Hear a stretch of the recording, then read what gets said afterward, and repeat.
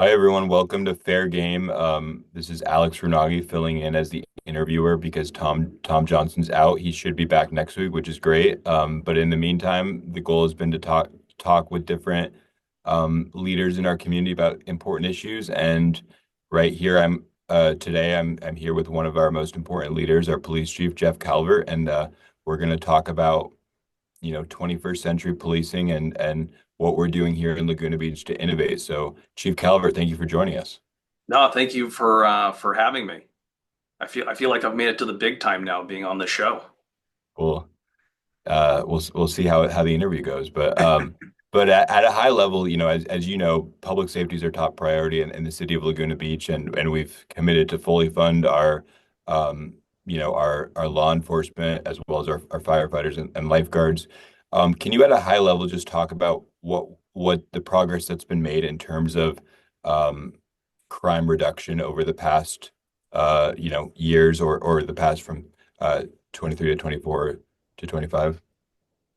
Yeah, absolutely. When I became chief, we made a concerted effort to start driving change within our organization from the bottom up and not from my office down. And truly, everybody within the organization has taken ownership of where we're going. Our mission is to be the safest coastal community in Orange County through exceptional policing and community engagement. And how we get there, not only building strong partnerships with our community, but through using technology as a force multiplier and using data-driven policing to make sure that we're using our resources effectively and efficiently. And policing is a relationship-based business, and I love the fact that we have a educated and engaged community because that just makes us that much more successful. We can't be everywhere all the time, so we need our community to weigh in on things that they're seeing out in the community. And because of that, all these different aspects of data-driven policing, using technology, and having an engaged community, we actually had a 23% reduction in crime in 2024 compared to 2023. That's great, and I like how you're framing the issues because we talk about technology, but really at the end of the day, technology allows us to leverage what is a people-oriented business, which is law enforcement, right? Where as you said, we're it's not about replacing that human-to-human interaction, but instead, how can we? Because we can't be everywhere at once. So I think that's great, and appreciate the work in terms of the crime reduction. So let's talk about automated license plate readers. Can you talk about what investments the city has made in these? Like how many of the, or maybe step back and explain what are automated license plate readers? Yeah, the Laguna has been Laguna Beach PD has I'm proud to say we've been early adopters of using technology, and following the terrorist attacks on 9/11, we actually received a grant to install 10 automatic license plate readers at every point of ingress and egress into our city. Because of our unique topography and that there's only three ways in, three ways out, we're able to capture all of those vehicles at those critical entrance and exit points. And really, the ALPR is a system where law enforcement can enter a license plate into the software, and the camera itself cross checks those particular license plates, so we can identify stolen vehicles, people with warrants, missing persons, hit and runs, amber alerts. There's just so many benefits to the system.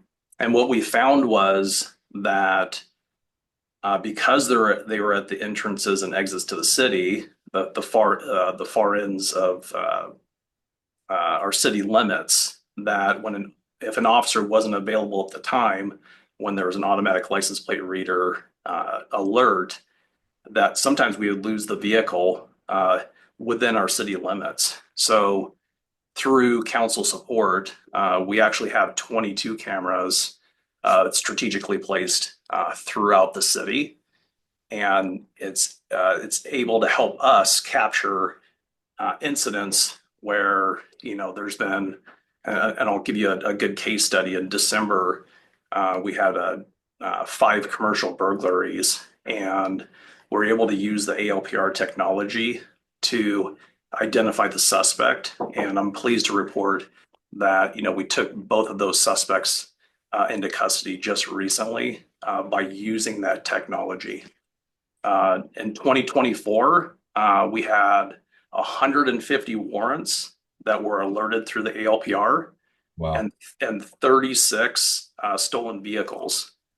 So when the actual alert comes into our dispatch center, our dispatchers then alert the officers out in the field that there's a vehicle entering the city, and they can provide the license plate and the description of the vehicle, so the officers can pinpoint where these vehicles are.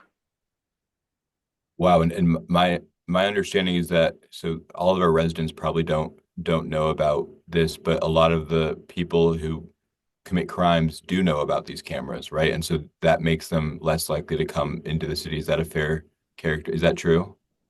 Does it have a deterrent effect in terms of reducing crime taking place in the city because they know that we have the capabilities of being able to quickly, identify where they are and go after them? I think these technologies are becoming more well known, Yeah. and crooks are becoming more sophisticated, to Mhm. try to prevent alerts on the automatic license plate readers. So they'll put on stolen license plates, or they'll have paper plates on their car, so you can't identify the vehicle itself. But I wanted to touch on one thing. Okay. The sheriff's department just stood up a $110 million technology center. It's really a real-time crime center. It's located in Tustin.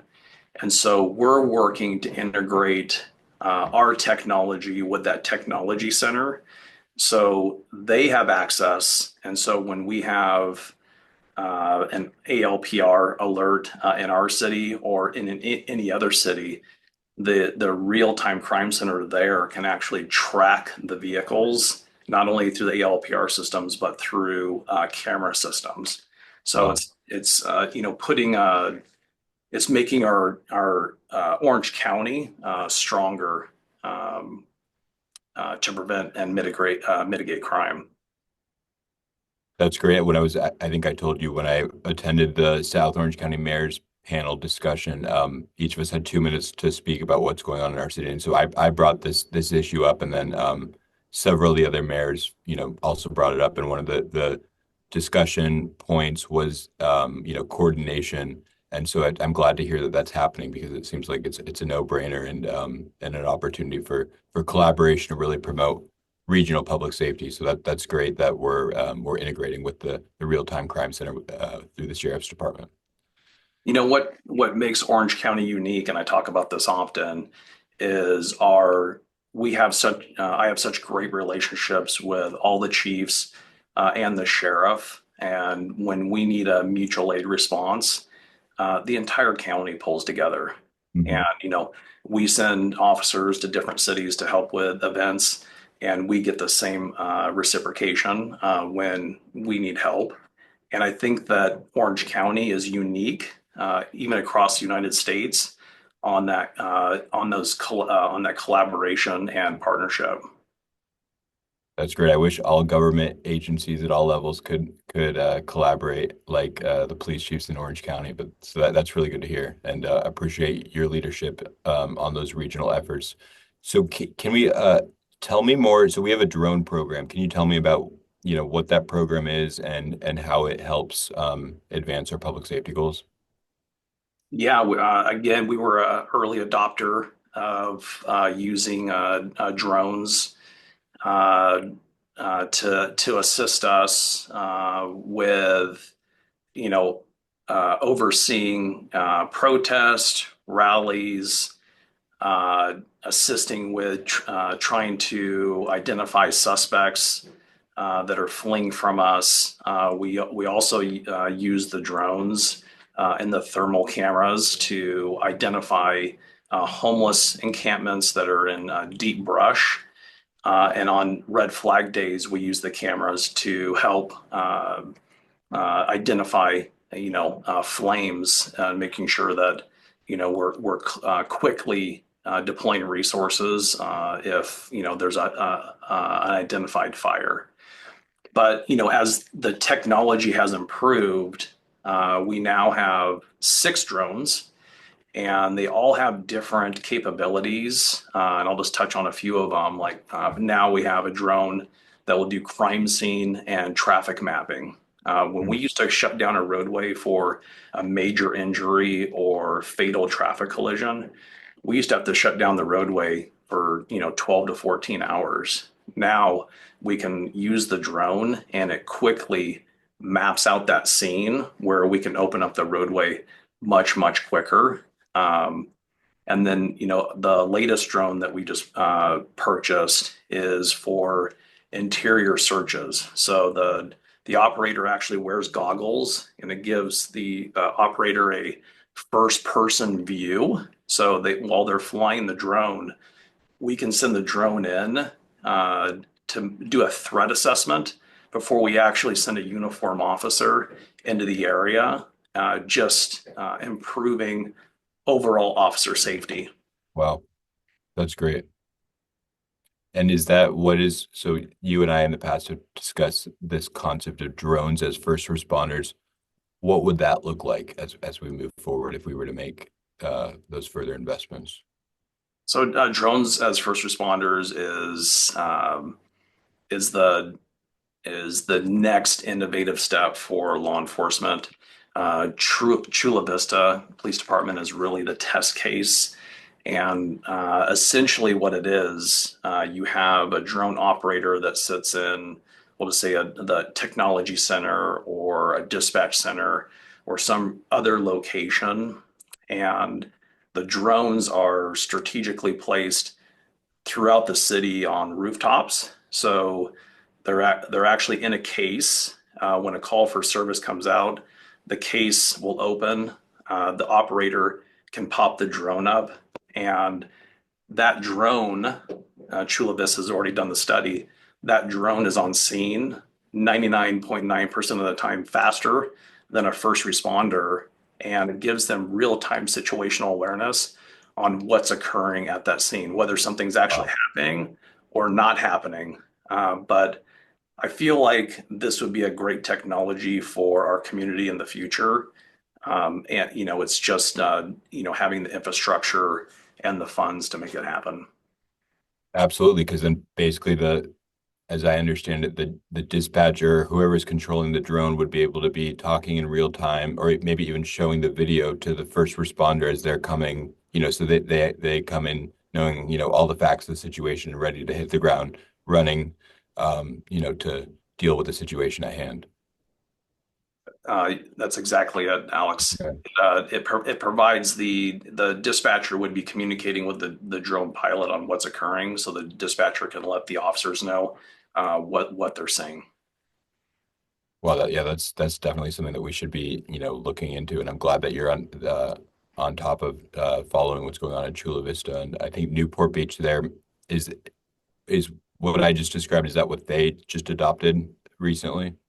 Yeah, so we currently have we started a joint SWAT team with Newport, and Newport has been relying heavily on us for the use of our drones during critical incidents.